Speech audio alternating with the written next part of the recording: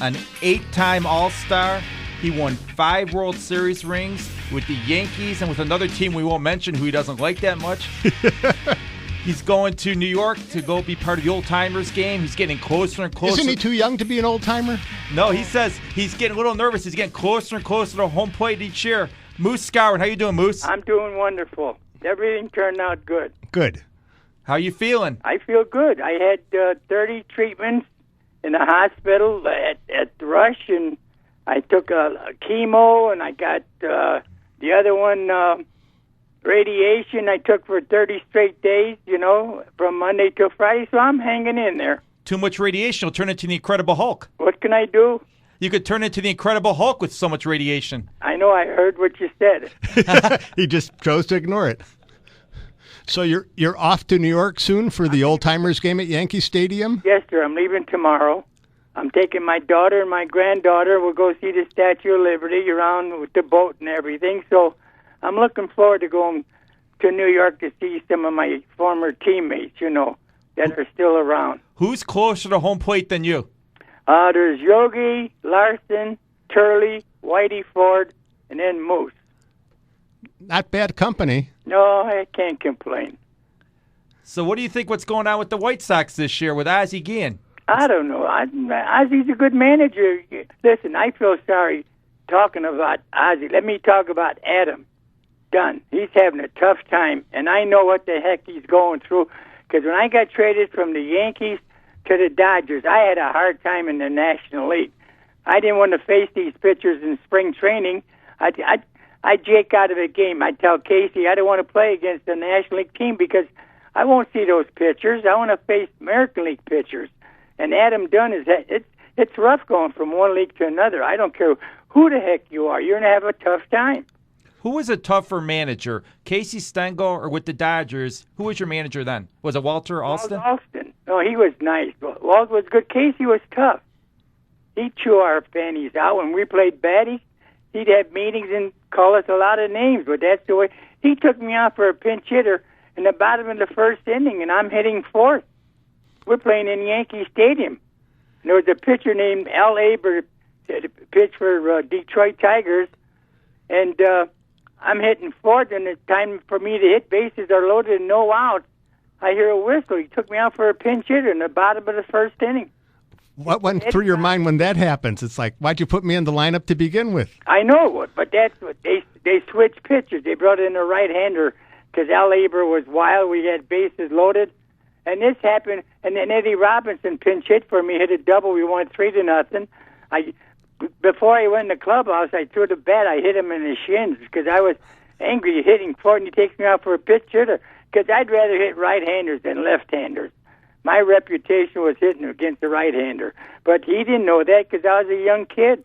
I was 23 years old. You almost didn't get to play at Purdue. My great-great-uncle almost got you ineligible. Jimmy DeVito with that watch back in the day. Oh, yeah, you're right about that. I still got the watch. I give it to my granddaughter now. I got it in 1947.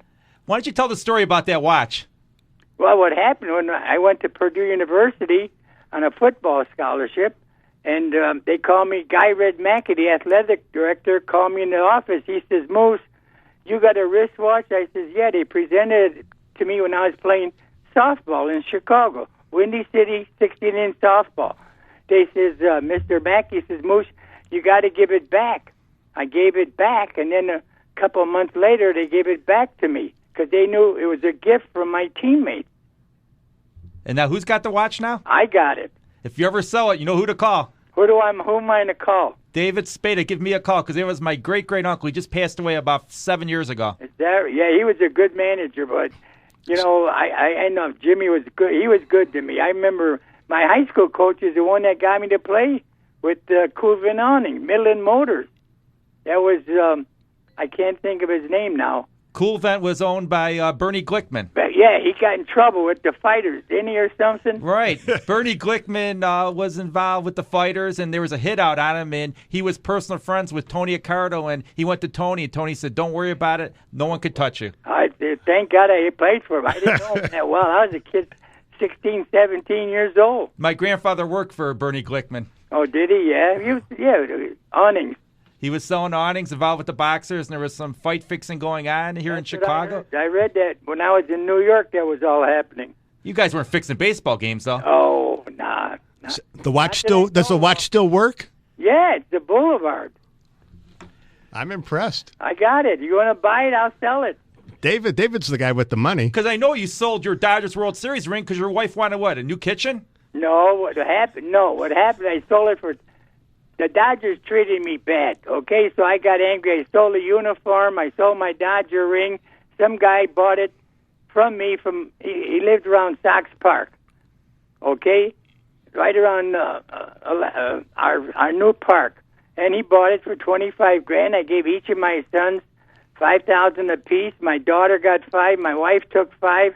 My wife says, Moose, we got these tile kitchen floors in the kitchen. I want to get wooden floors.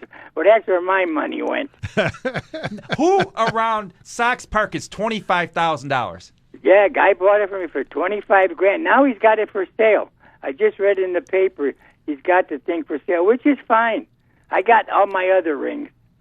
The one I treasure is the 61 Yankee ring, which I wear most of my life, because that was the greatest team I played with. The 3 M's, Maris, Mantle, and Moose. We had 143 home runs, which is still a record today for a threesome. We might have had a few cocktails, but we're not on steroids. Now, did you have more home runs or cocktails? I had more home runs. Who could drink more, Mickey, Whitey, Yogi? Who on that team? Mickey was the drink. Larson, too. What about Billy Martin? I only played with him a couple of years. I never hung around with them guys. The clique was Whitey, Billy, and Mickey. I hung around with Bob Serve, my roommate, and Tony Kubek, who didn't drink, and Bobby Richardson. We got Bobby coming out later on today. Do you have any Bobby Richardson stories? I'll tell you what. On all pop-ups, I told him I'd give him $500 a year if he catch all pop-ups in the infield, because I was bad. Till this day, he still says I owe him money. But Bobby was a great player. So Got him on the radio today? He's coming on after you. Oh, great. Tell him I said hello. Tell him I'm feeling fine as far as my cancer, lung cancer. I think I got a good shot to beat it. He wants to come on with you, so we're going to have both of you on together in about 5 minutes. Okay. So what was that 61 season like when greatest team I played with. when Maris was going to break Ruth's record? Well, we were hoping that Mickey would break the record because Mickey had the reputation. And when Mickey got hurt the last month of the season, then everybody started pulling for Roger. Roger had a great career, and he was a great player. He was an all-around player, good defensive player, had one of the best arms in right field than any, except a guy by the name of Hank Bauer. I don't know if you remember him. Definitely. But Hank played right field for us, but Roger had a great arm too. But he could play. He was a great competitor. Who was the best baseball player all around of all time? In my time, Mickey Mantle. Because a lot of people They talk about Willie Mays. Mays was in 2 World Series. Mickey Mantle was in 12. I go by winners. Okay, but you won more World Series than all of them, didn't you? Who did? I did? Yeah, how many did you I have? was in 8 World Series. We won 5. And how many was Mickey in? Mickey was in 12. And how many did he win? That I don't know. I'll have to check the stats. I think he only won when you were around. No, he was no. He run no. He was there when Dimaggio was there. Yeah, but In 51. Yeah. Joe wasn't the most personable guy around, though, from the stories I heard. Yeah, Joe. No, he used to sit in my locker in old timers game. I said, go sit someplace else, because all the guys were teasing me that I'm with Joe Dimaggio, and then I asked him to sign a couple of balls, and he gave me a hard time. He said, I'm not signing on a sweet spot. I said, Joe, I don't care where you signed it. Just sign the ball. Why wouldn't he sign on the sweet Because spot? it was worth more money to be signed in the middle. It wasn't costing him any money if he. I know, but that's the way he was. What about Mantle? Or he would sign anything? I sign anything for me. No, he was great. He was a great guy. I miss him very much. Well, he was a year younger than I am now. He'd have been 79, 80 years old. But he never thought he was going to live that long because all his family died in their early 50s. Yeah, I read the book. I'll tell you what, I was surprised about the book, all that stuff about him and his dad and all that. And we never knew about that stuff, But to me, he was the best that I played. He was a winner. I had the chance to be between him and Yogi Berra, dressed up in a Yankee locker room, and he'd strike out 4 times or 5 times in a game, and he'd cry by his locker. I says, Mickey, tomorrow's another day. He'd say, Moose, I let 50,000 people down today. But that's the way he was, a great competitor and a winner. What was your favorite World Series moment? When I hit a 3-run homer against Lou Burdett, because Lou Burdett was a Yankee. I don't know if you remember, but in 1951, I signed my Yankee contract, and I went to meet the Yankees at Sox Park, and me and Mickey, that was the first time I met Mickey. I was 19 years old. He was 18 years old. So he signed the contract. He played 1 year at Joplin in the minor leagues. We're on a train going to New York and work out with the Yankees for a week. And Lou Burdett was throwing batting practice to us, and he would never tell us what he was throwing. And he embarrassed the heck out of us. You know, at least in batting practice, let you know you're throwing a fastball or a breaking ball or a curveball, whatever you want to do. But let us know what's going on. But he embarrassed both of us. And when I hit that 3-run homer, I rounded second base, and I gave him hell. I call him every name in the book. That's for embarrassing me and Mickey in 1950. Was there animosity between the Yankees and Red Sox? Did you guys dislike each other? Yeah, no, not as bad as they do today. I don't know. We just never got along with the Red Sox. What about Pearsall? Jimmy was a heck of a player. He could play. He could catch it. He'd catch balls by the monuments and laughing at me when I was rounding first base because he made a great play. Because any other ballpark, it would have been a home run. I wish I'd have been playing in this ballpark that they play in now. My God, it was 461 feet to dead center, where the monuments were. Left center was 457 feet. So don't tell me about Wrigley Field. There's another bandbox. You wouldn't have mind being on the Cubs, hitting a few out? No, I'm very happy where I was. Thank God they didn't sign me.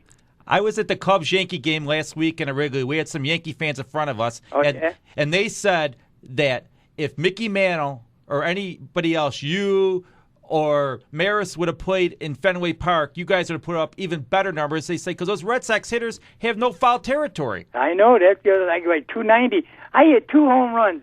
I can't think of it. Longbird. Yeah. Jim Lonborg. Jim Longbird. Now he's a doctor or something. I hit one down the right field line, hit the pole. It was like 290 feet. Then I hit a pole down the left field line. I hit 2 homers off of him. You should have bought a lottery ticket. What's the chance of hitting the pole twice in the same game? I don't know, but I did it. I was very proud of that because he signed a baseball for me. He says, yeah, Moose, you hit one pole on the other side and the other pole on the other side. You know what? You signed a baseball last time we had you in studio, and a big Moose Skowron fan loved it, and I gave it to him. I got to get another one of those because I like the way you sign. I'll be happy. Send it to me, and I'll sign it. When I buy the watch. When you buy the watch, I don't think you want to buy the watch.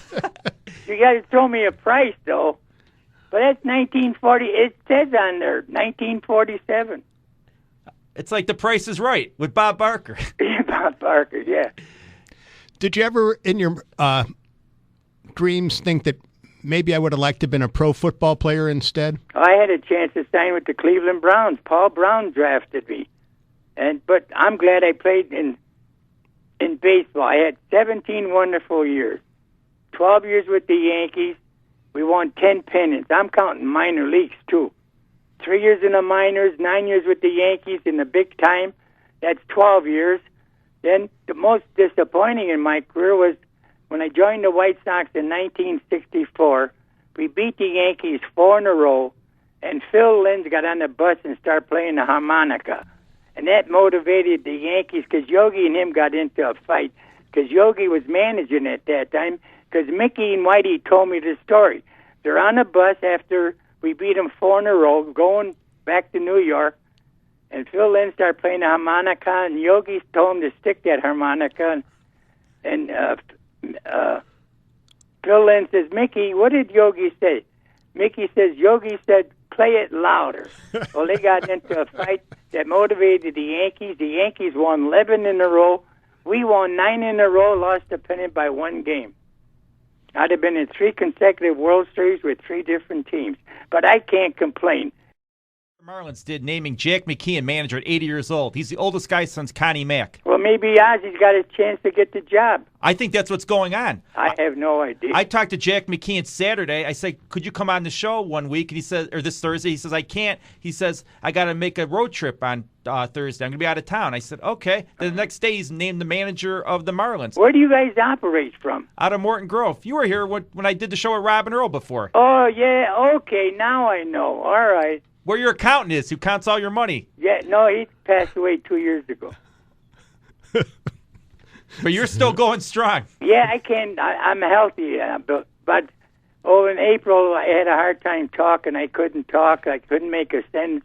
But I got my voice back, and it makes me feel good. If you can't talk, there's something wrong because that's what you live for. I know. God's been good to me. I can't complain.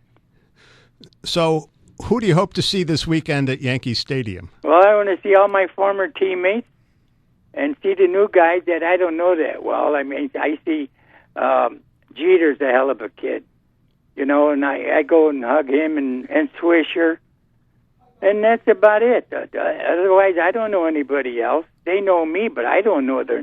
Then I don't see a good old Reggie Jackson. There's a winner. What about a former teammate of yours that you owe money to? We got him on the line. Who's that? Bobby Richardson. That's my buddy. Bobby, how you doing? We got Moose on the line. Well, Moose, I am so glad. How are you doing? Bobby, I'm doing good. I got my voice back. Oh, that's great. And you going to New York for the Old Timers game? Yes, and you're not going, right? I'm not going, but I am. I know the reason why. That's wonderful. So, Bobby, how much does Moose owe you for all the times you covered first base from getting those pop-ups? 9 he times paid 5. me by having me as his guest at the Yankee Fantasy Camp all those years he headed it up. See that? I owe him. No, we pay good. We pay, you sure do. You better believe it. Yes, sir. Yeah, Tony Kubek, I talked to him a couple of days ago, Bobby, and my voice has come back and I feel great. Oh, that's great. It turned out good. I went to the hospital. I got all my radiation radiation and chemo and everything, and I'm feeling a lot better. That's great, Moose. Well, not 95% better.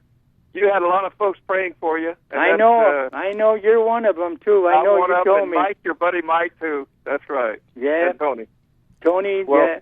I'm honored to be on the program with you. I'm ready. What are y'all talking about? I'm ready to get off. You're on your own now. Okay. I'll tell you what, another guy who's in the hospital, hope he's doing well, was Don Larson. He was in rehab. Yeah, no, Don, I talked to him last week. He's coming to New York. Oh, good. I'll see him there. Thank you, Moose. We'll let you get going. All right, Bobby. Moose, good to talk to you, my friend. Nice talk. Tell your wife I said hello and the kids. I will, Moose. And okay. Thanks, guys. Thank you.